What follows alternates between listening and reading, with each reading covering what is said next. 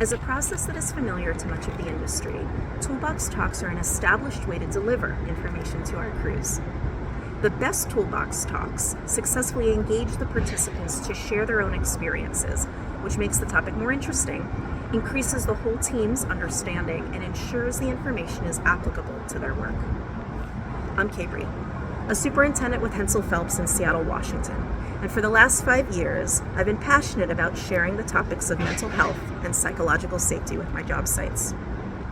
My toolbox is titled Exploring Mental Health and was created with one primary goal in mind: to provide an enjoyable and impactful way to explore what it means to create a job site that supports our mental health. I feel this is the biggest challenge of most Toolbox Talks and has been particularly lacking from discussions about mental health awareness. This Toolbox Talk provides a way for our people to identify and share what it feels like to be mentally healthy. Their stories provide actions that all participants can recognize, giving examples of how they can each make an impact on the job site for the people around them.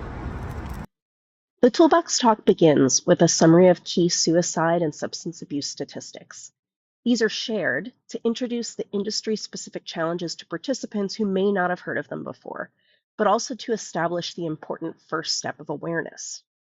Notes are provided for the facilitator of the Toolbox Talk so that the topic of mental health can be introduced with the recognition of potential participant discomfort.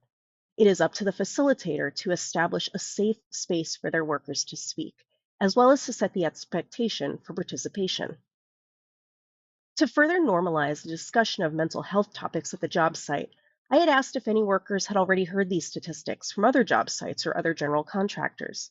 Some had, which I praised as essential to overcoming the resistance to these important topics.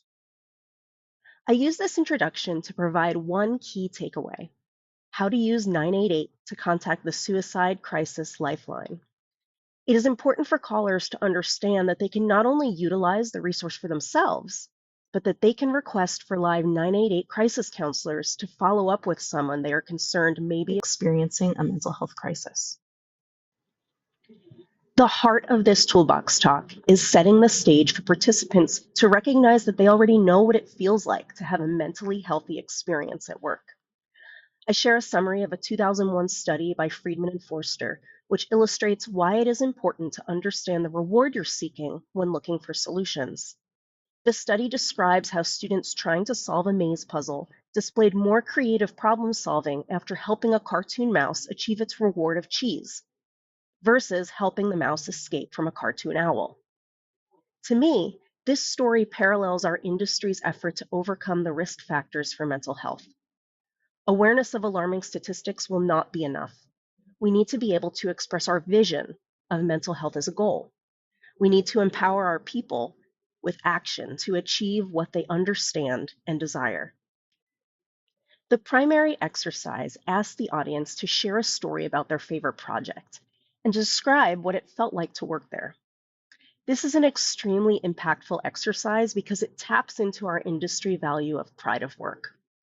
After one person shares, usually another volunteers enthusiastically. In fact, after I concluded the talk, I heard foremen and their crews still discussing their favorite projects as they kicked off their workdays.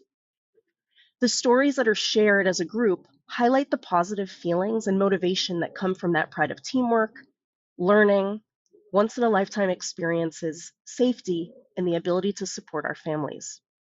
The facilitator's notes provide some suggestions on how to summarize those opportunities that exist for each of us to create these feelings at the job site level.